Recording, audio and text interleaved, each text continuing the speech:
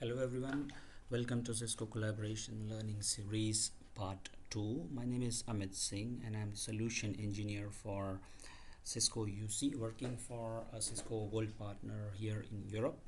And today we are going to discuss about understanding the Cisco UC hardware and software compatibility metrics. So before even you start installation or upgrade or anything of the UC components, you first have to understand the software compatibility metrics and the hardware compatibility metrics with the latest versions of the applications. So in this scenario, the first thing that we should refer to is the Cisco preferred architecture documentation. So the slides that you see here, it's nothing but preferred architecture documentation structure. So Cisco had made some preferred architecture documents. It's really tested and recommended deployment models from Cisco, and it's a scalable deployment model, these preferred architectures. So depending on the needs, you can scale the hardware or softwares as per the need of the customer, and it's also designed as per the business needs. So for example, if you have a mid-market customer up to 1000 users, or if you have an enterprise customer which is more than 1000 users, so these are the two sections or sections of the businesses on which these preferred architectures have been fully tested, and this is why Cisco recommends using these documents for pre-sales as well as the post-sales. So there are two types of documents that are available. For the pre-sales, you could refer to the preferred architecture overview document, and for the post-sales, you could refer to the preferred architecture Cisco validated design documents, where they have mentioned everything about how could you deploy in hardware or applications, and what is the need, how is the compatibility, and everything.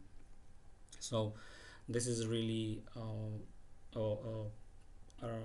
very nice, you can say, or a useful documentation from Cisco for the collaboration product. All right, so this preferred architecture deployment model, so it has on-prem deployment model and a hybrid deployment model. So they have designed and tested and everything for on-prem deployment as well as for the hybrid deployment. On on-prem deployment, you could see there are other different services like calling service or directory service, for example, messaging service, for example. And for the hybrid deployment, it's like some of the components are on-prem and some of the components are on cloud. So if you feel that there are some very important components that needs to be on-prem secured, you could keep them on-prem, and most of them you can keep on cloud to save the cost for the hardware, for example. So these are the two deployment models that is available with the preferred architectures. Next, what do we have for the voice gateways? We have Cisco ISR routers, integrated services routers. They are a router with the combined services, you can say. For example, you want to have a media resource or internet service or DHCP service, or connecting to a WAN, or using it as a gateway to PSTN or Cube, so you could use it all in one router. So Cisco ISR 4000 series routers are really very updated, and you can say cost saving products that you could bring into your environment. All right, so what do we have new as a part of the compatibility matrix? So let's talk about the compatibility matrix right now. So there is something called as CSR compatibility matrix. So this CSR compatibility matrix is nothing but collaboration system release. So with every system release version, Cisco now gives the compatibility with different applications. So what is the minimum version that is needed for interoperability between different applications. So let's talk about, this is the link that you could refer to. Let me take you to the link. So this is the CSR compatibility matrix document from Cisco or link from Cisco. Here you can select the different versions. So let's say I want to say which is the most compatible versions or minimum compatible versions related to CSR 12.0. So collaboration system release version 12.0. For call manager 12.0, you see here, let me open a notepad. So you have CUCM 12.0. with this, the version of IMP supported is also 12.0, let's say. And then for contact center, if you have a UCCX, then the minimum version needed is 11.6. so UCCX would need 11.6.1.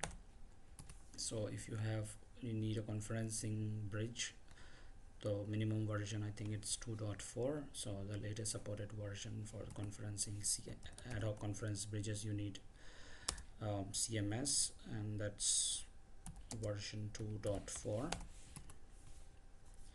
Then for example, what kind of routers, or see here, so it's an enterprise edge. So if you need a cube, Cisco Unified Border Element, which is the ISR version, so we need an mtrain ISR 15.7, so this is the version that is needed.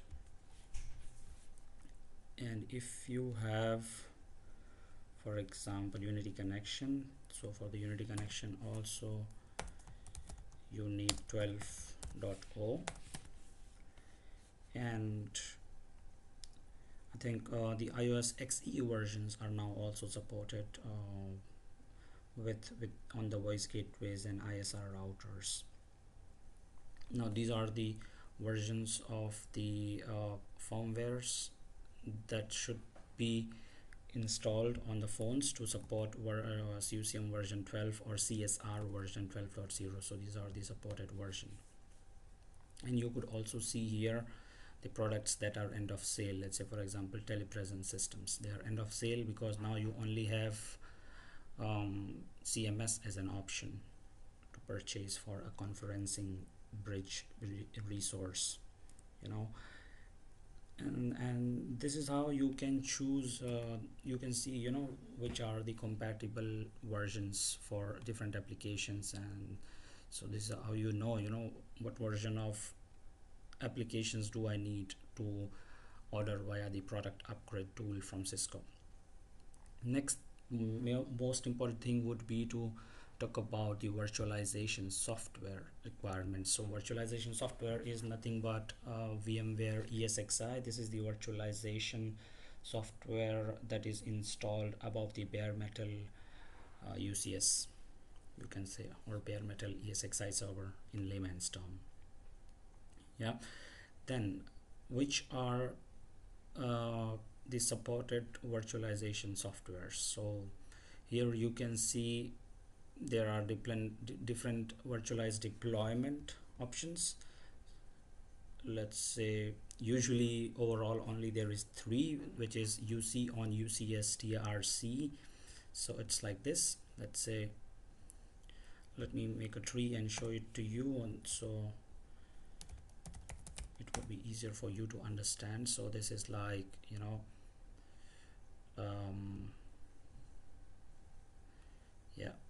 so this is your virtualization software, and here there are 3 main deployment methods supported. So the first, this is the second. Let's say for example, I'm not making it clean, I'm just putting it here so you understand.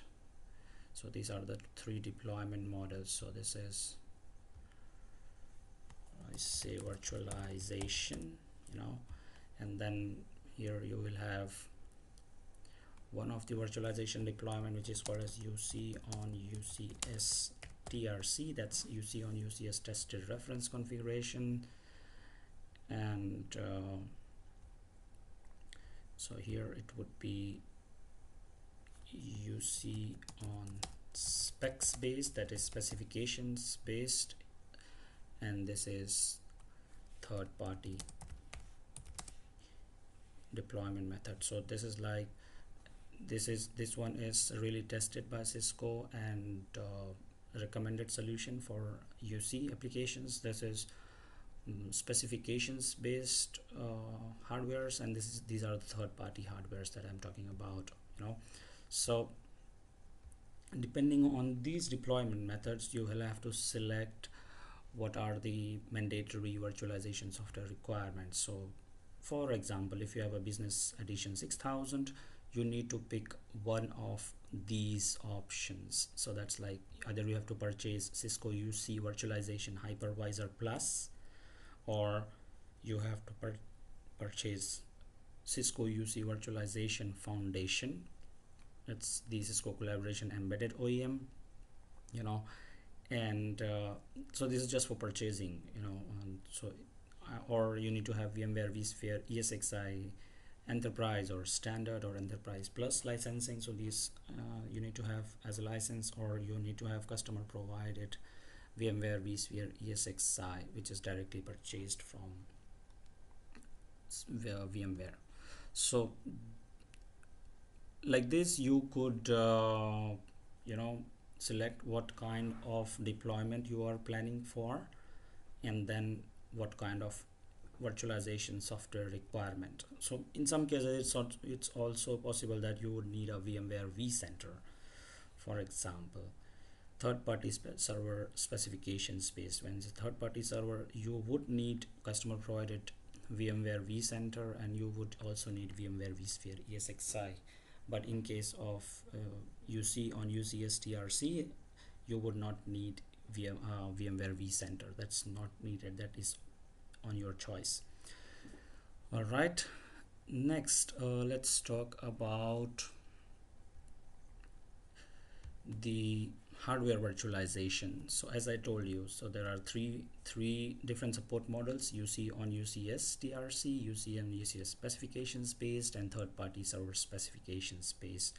And now this document talks about, you know, what kind of CPU is needed, is it supported by Cisco or not, what is supported by Cisco, and what should be supported by VMware. So I will not go much deep into it, but I would just show you this link and then put it in my description so that you get an idea about what kind of hardwares are available and what is the bill of materials for these hardwares if you want to send an order to your account manager for the purchase.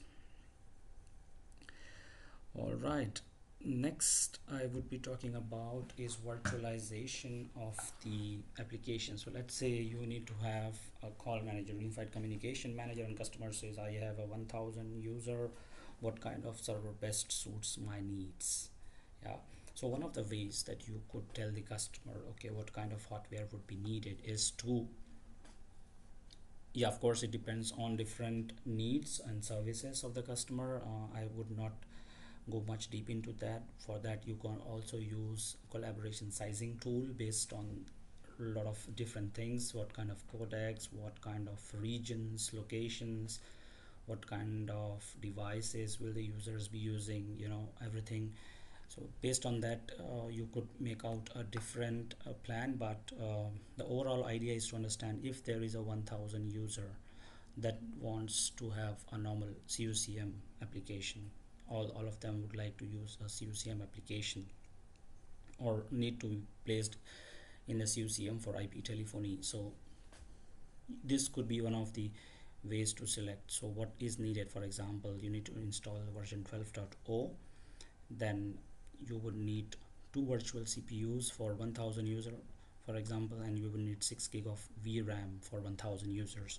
So let's say, because I would be deploying a lot of applications, so I have done a little bit of research before I recorded this video. This is why I'm choosing, let's say, BE7000 medium density M5 server. That's the name of the UCS. Then is UCS C240 M5 SXTRC1. So this is a tested reference configuration. You see, these are all the tested reference configurations until BE7000H high density server. All right, then you have so I will say, okay, if I need to place a virtual call manager 12.0, then I would need this server, which is BE7001. So this, because STRC, this server is not supporting 1000 user configuration. BE6000 it supports. BE6000 high density, yes, it supports for 1000. BE7000, yes, it supports fully. Now in a similar way, you could also make out or select the hardware for the IM in presence. So version 12.0, you will have 1000 users, full UC performance. So it requires one virtual CPU, 4 gigs of RAM, 80 gigs of virtual disk space, and one virtual NIC. So this hardware is not supporting 1000 full UC users for IM in presence. B6000 medium density, high density, and medium density B7000. So I'm selecting B7000 because, you know, if you add one more B7000, so you can increase the capacity of the users as well, but it's not with the B6000s. It's just the cluster, it doesn't increase the capacity of the users, you know. With if you cluster B7000, then you could increase the capacity of the servers as well. So now you know that on B7000 you can place IM in presence, call manager. I know for sure this way you can see, you know, make define if CUC Unity connection virtualization application is supported on B7000 medium density server or not. I have already checked this, and I know that it supports. So let's see now what happens. Really, how could you say, you know, if this is if this hardware solution will work or not. So the Cisco has a very good collaboration virtual machine placement tool, wherein you can, you know, logically place the hardwares, and also on that hardwares place the applications and see if they are matching the specifications that you need or not. So basically it's like you could simulate your hardware and software compatibility informations and see, okay, if that's working or not. So for sure then you can go back to the customer and say, okay, this is what we need to order.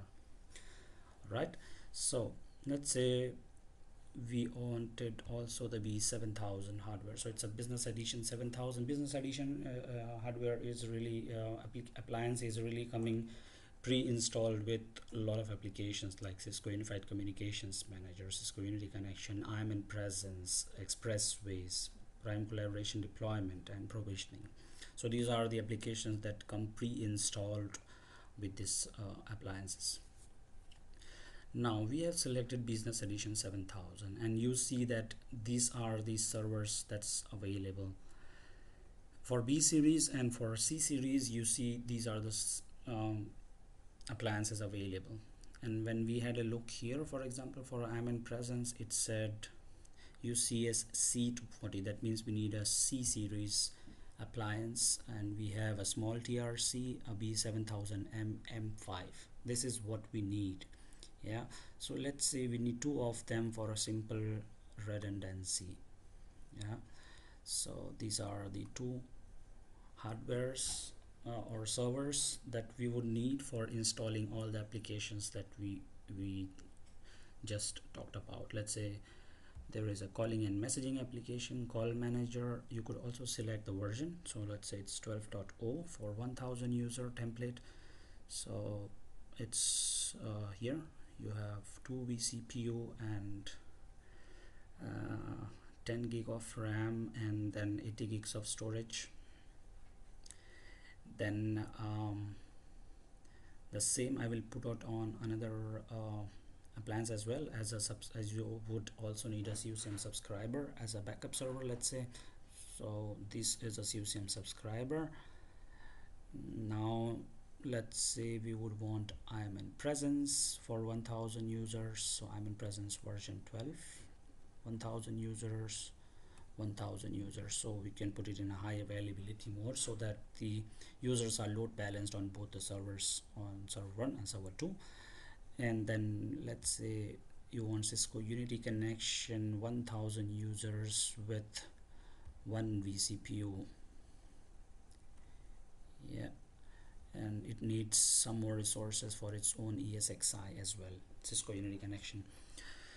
Alright, now you could also see here how many resources have been utilized. You know, what is the resource utilization and what is still remaining. So you could see only 5 core physical cores have been utilized, and still we have 9 cores left on one server. So we also wanted Expressway, so we say medium Expressway, 2 virtual CPU. Let's say if it supports or not. Yeah, of course it supports. And then Expressway E for B2B calling.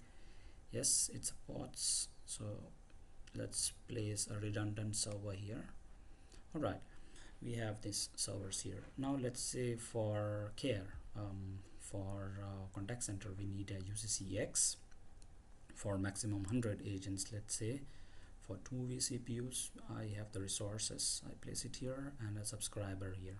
So now you see we have utilized 11 physical cores, 40 gigs of RAM, 730 gigs of storage, and the same utilization is on this redundant server as well. So usually I utilize 75% or 70% of the resources on the hardware and keep 25% of the resources free, so that you know the system is not fully loaded and it functions well, so there is no overutilization afterwards or something like this. So for future use, I would also keep this hardware a little bit empty. Alright, you could also see a very important information here that what kind of virtualization software is installed on this B7000 MM5. So here it says it has version 6.5 or of ESXi, VMware ESXi 6.5 that's supported, and possibly you could change it if it's needed. So there is a possibility. So you could also say, so it's preloaded with 6.5. If you want, you could change it later as per your needs. This is what it says. Alright, so now you have a visibility about how could you find out the compatibility matrix between a software, hardware, and then maybe simulate this compatibility information, and finally be confident as to what needs to be given to a customer, and then going forward you could do the further tasks about installations or upgrades or migrations. There is one more important thing that you could do here is you could export your information. Let's say for example you could export this to PDF and send this to a customer saying, okay, these are the compatibility matrix things I have referred to, and this is how your server should look like. So you would need all these things, these hardwares, and so customer, even if a customer says, how could I order this, just send this information to Cisco Commerce Space, and then your account manager would get the estimate ID, and then it's done, and you don't have to care about the licensing and everything. It's automatically everything selected in the background by Cisco, and then you just get an estimate of what all things are needed if you would like to do this particular type of deployment. Okay, so finally I would like to give you an overview of what we did today. Is first we would go to the virtualization software section. There we would see what are the mandatory things for a software. We would choose from there the information about the licensing, and then going forward we will have a look at CSR compatibility matrix, and we would have a look about the software compatibility between different applications, and then we would make a note of all this information. After that we would go to the virtualization hardware and select the type of hardware we want depending upon the support and everything. So it's really important here because it really depends upon the CPU these application support. So for example, some processors do not support full UC virtualization, so there is some limited support with the CPU, so it's really important to choose the type of processors that these hardwares support. So this is why it really becomes important to choose the hardware correctly. And then after that, once you have chosen the hardware, you could go to the particular virtualization application link, and you could select you could select for which, how many users, which hardware is compatible, and finally you could decide on a hardware.